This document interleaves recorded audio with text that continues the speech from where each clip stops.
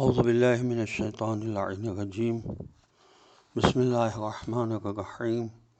الحرمین publishers Karachi Pakistan کی شائع کردہ تفسیر پارہ ام، جس کے مؤلف سید ذوالفقار علی زیدی صاحب ہیں، آپ کی سماعتوں کے لیے ہدیہ کی جا رہی ہے۔ آج سورۃ الکافرون کے سلسلے میں جو کچھ اس تفسیر میں لکھا ہے اس میں سے کچھ پڑھا جائے گا۔ یہ سورہ مکہ میں نازل ہوا، نزولی ترتیب کے لحاظ سے اس کا نمبر 18 ہے، اور موجودہ ترتیب کے لحاظ سے اس سورہ کا نمبر 109 ہے۔ اس سورہ کے نام یوں ہیں: کافرون، عبادہ، اخلاص، منابذہ اور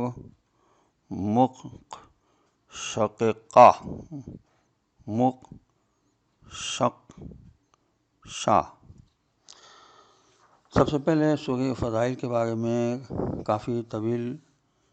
عبارت موجود ہے، یہاں میں سب نہیں پڑھ رہا ہوں،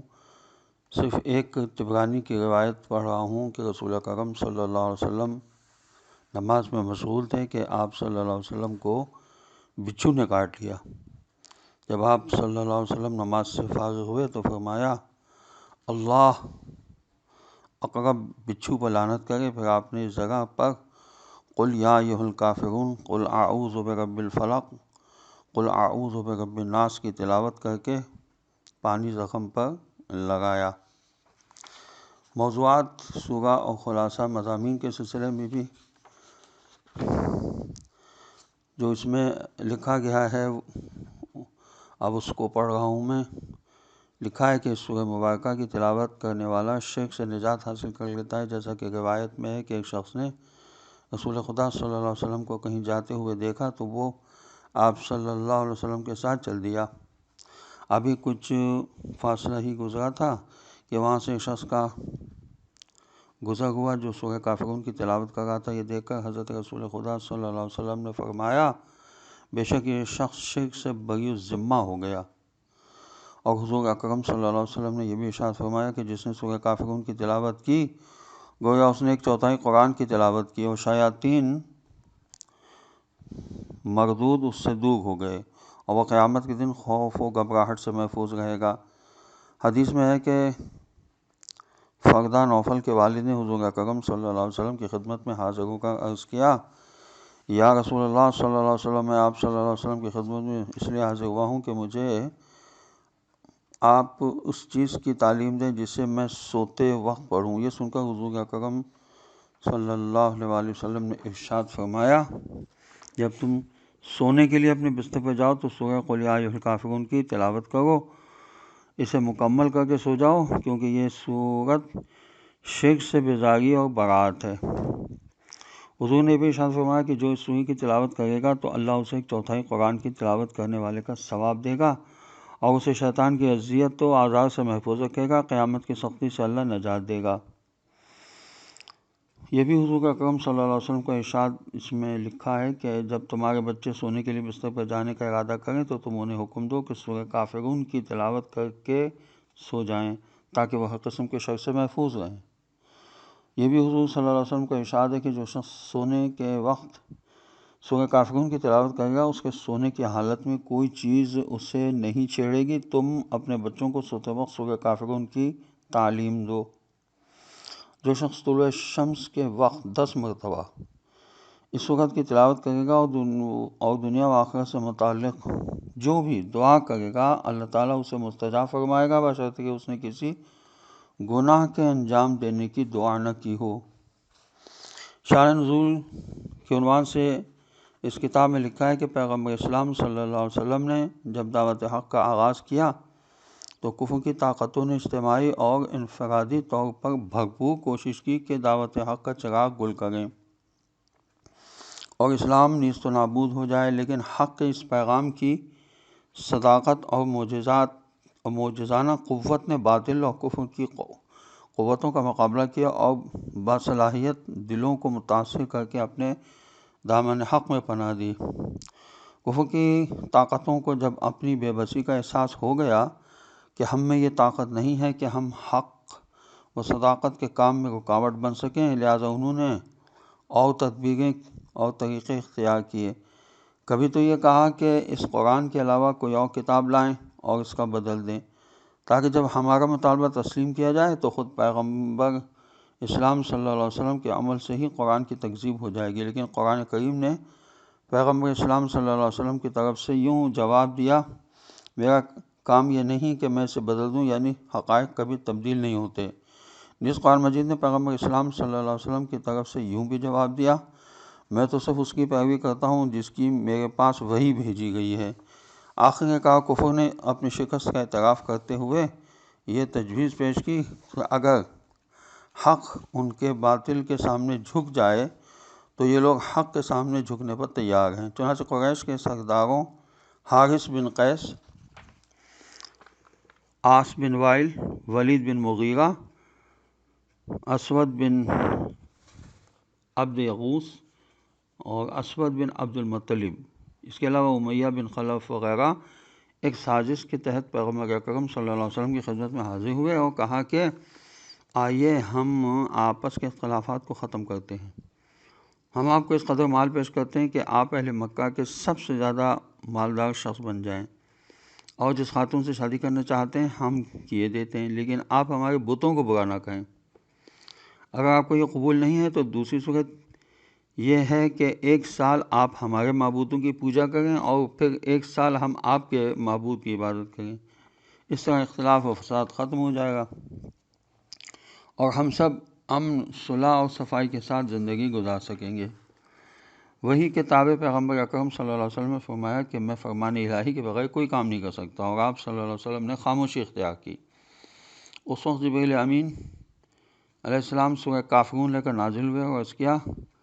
کہ یہ لوگ جھوٹے ہیں اور آپ کو دھوکہ دینا چاہتے ہیں، اور یہ کبھی بھی ایمان لانے والے نہیں ہیں اور ان کی موت بھی کفر پر ہوگی۔ حضور اکرم صلی اللہ علیہ وسلم مسجد الحرام تشریف لے گئے، وہاں قریش کے سرداروں کی ایک جماعت موجود تھی۔ آپ صلی اللہ علیہ وسلم نے کھڑے ہو کر اس سورہ کی تلاوت فرمائی۔ جب ان لوگوں نے اس سورہ کا پیغام سنا تو مکمل طور پر مایوس ہو گئے اور ہمیشہ کی طرح آپ صلی اللہ علیہ وسلم اور آپ صلی اللہ علیہ وسلم کے مخلص اصحاب کو آزار پہنچانے کی ٹھان لی۔ اس شان نزول کو معمولی اختلاف کے ساتھ تمام مفسروں نے بیان کیا ہے۔ اس سورہ مبارکہ میں اسی حقیقت و واقعیت کو بیان کیا گیا ہے کہ توحید و شرک 2 الگ الگ راستے ہیں اور ان میں ایک دوسرے کے ساتھ کوئی مناسبت نہیں پائی جاتی۔ توحید انسان کو خدا تک پہنچاتی ہے اور شرک اسے خدا سے دور کرتا ہے۔ توحید معاشرے کے تمام امور میں وحدت پیدا کرتی ہے، جبکہ شرک تفرقہ اور انتشار کا سبب ہوتا ہے۔ ہمیں کسی بھی معاشرے میں توحید کو دیکھنے کے لیے یہ دیکھنا پڑتا ہے کہ ان کے درمیان وحدت عمل ہے یا نہیں ہے۔ اگر وحدت عمل کسی معاشرے میں موجود ہے تو ایسا معاشرہ توحیدی معاشرہ کہلا سکتا ہے۔ اس سورہ مبارکہ کی آیات کے تکرار کے بارے میں کہا گیا ہے کہ یہ تکرار تاکید کے طور پر ہے، تاکہ مشرکوں کو بالکل مایوس کر دیا جائے، ان کے راستے کو اسلام سے جدا کر کے یہ ثابت کیا جائے کہ توحید اور شرک کے درمیان کسی قسم کے مصالحت کا امکان ہی نہیں ہے۔ ایک اور وجہ یہ بھی بیان کی گئی کہ پہلا جملہ معبودوں کے اختلاف کو اور دوسرا جملہ عبادت کے اختلاف کو بیان کرتا ہے۔ حضرت امام رضا علیہ السلام کے بارے میں روایت ہے کہ آپ علیہ السلام جب بھی سورہ کافرون کی تلاوت فرماتے تو لکم دینکم ولی دین کے بعد آہستہ سے ربی اللہ والاسلام دینی کہتے تھے۔ بسم اللہ الرحمن الرحیم قل یا ایہا الکافرون لا اعبد ما تعبدون ولا انتم عابدون ما اعبد ولا انا عابد ما عبدتم ولا انتم عابدون ما اعبد لکم دینکم ولی دین۔ ترجمہ یہ ہے، بنام خدا رحمان و رحیم کہہ دیجئے اے کافروں، میں ان بتوں کو نہیں پوجتا ہوں جنہیں تم پوجتے ہو، اور نہ ہی تم اس اللہ کی بندگی کرتے ہو جس کی میں بندگی کرتا ہوں، اور نہ ہی میں ان بتوں کی پرستش کرنے والا ہوں جن کی تم پرستش کرتے ہو، اور نہ ہی تم اس کی عبادت کرنے والے ہو جس کی میں عبادت کرتا ہوں۔ تمہارے لیے تمہارا دین اور میرے لیے میرا دین۔ چنانچہ قل یا ایھا الکافرون لا اعبد ما تعبدون ولا انتم عابدون ما اعبد کے ذیل میں اس سورہ مبارکہ میں قل کا خطاب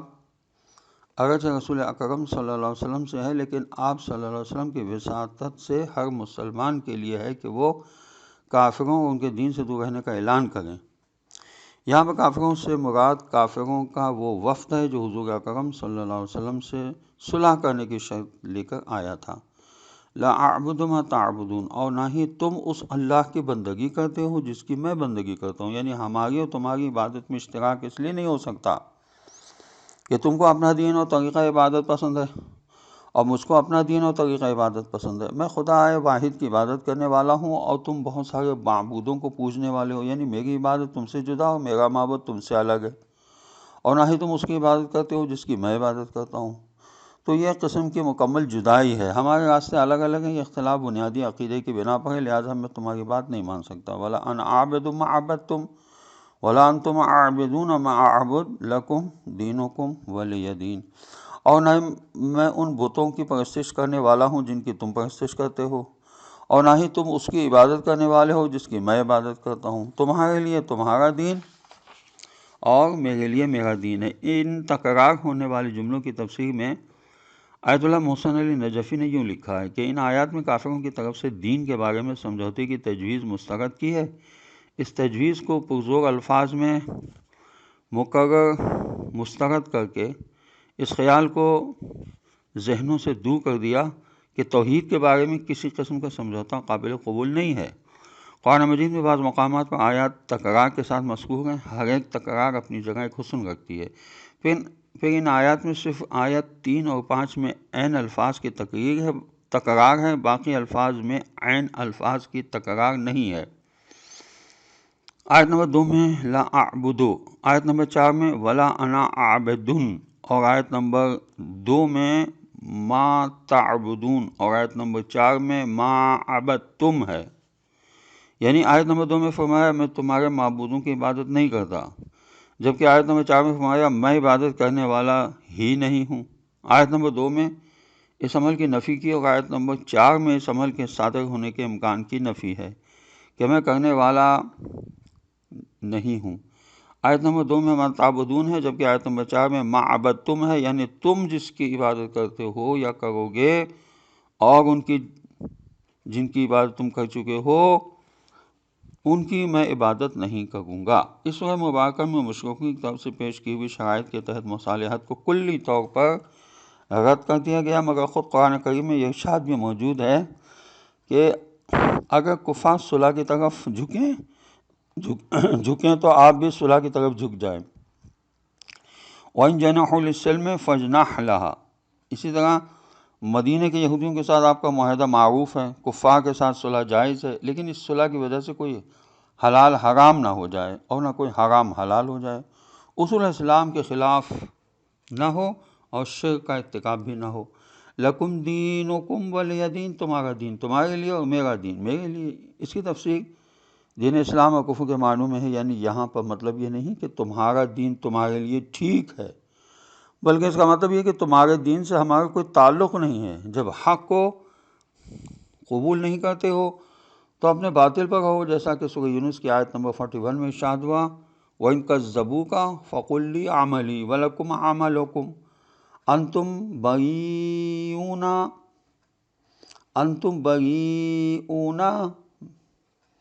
مِمَّا أَعْمَلُ وَأَنَا بَرِيءٌ مِمَّا تَعْمَلُونَ، اگر وہ جھٹلائیں تو کہہ دو میرے لیے میرا عمل ہے، تمہارے لیے تمہارا عمل، جو کچھ عمل ہم بجا لاتے ہیں تم اس کے ذمہ دار نہیں ہو، اور جو کچھ تم عمل بجا لاتے ہو میں اس سے بری ذمہ ہوں۔ اس طرح سورہ بقرہ کی آیت نمبر 139 میں ارشاد ہوا قُلْ أَتُحَاجُّونَنَا فِي اللَّهِ وَهُوَ رَبُّنَا وَرَبُّكُمْ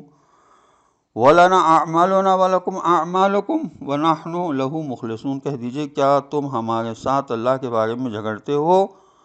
وہ تو ہمارا تمہارا پروردگار ہے، اور ہمارے اعمال ہمارے لیے اور تمہارے اعمال تمہارے لیے، ہم تو اس کے مخلص ہیں۔ اور اسی طرح سورہ شورى کی آیت نمبر 15 میں ارشاد ہوا اللہ ربنا و ربکم لنا اعمالنا ولکم اعمالکم، اللہ ہمارا اور تمہارا پروردگار ہے اور ہمارے لیے ہمارے اعمال اور تمہارے لیے تمہارے اعمال ہیں۔ اس آیت سے صراحت کے ساتھ واضح کیا گیا کہ کفر کی طاقتوں کے ساتھ مکمل براعت اور پوری جدائی واجب ہے۔ آج کل بھی اسلام کی دعوت دینے والوں کے لیے یہ براعت اور پوری جدائی ضروری ہے، اور انہیں یہ معلوم ہو کہ ایک جاہل معاشرے میں اسلام کی تجدید چاہتے ہیں۔ خداوند عالم کی بارگاہ میں ہم سب کو دعا کرنا چاہیے، اور میں بھی بس دست دعا ہوں خدا کی بارگاہ میں کہ پروردگار ہمیں قرآن پڑھنے، سمجھنے اور اس پر عمل کرنے کی توفیق نصیب ہو۔ وارث قرآن حضرت امام زمانہ عجل اللہ تعالیٰ فرجہ شریف کے ظہور میں تعجیل ہو، اور ہمیں ان کے اعوان و انصار میں شامل ہونا نصیب ہو۔ والسلام علیکم ورحمۃ اللہ وبرکاتہ۔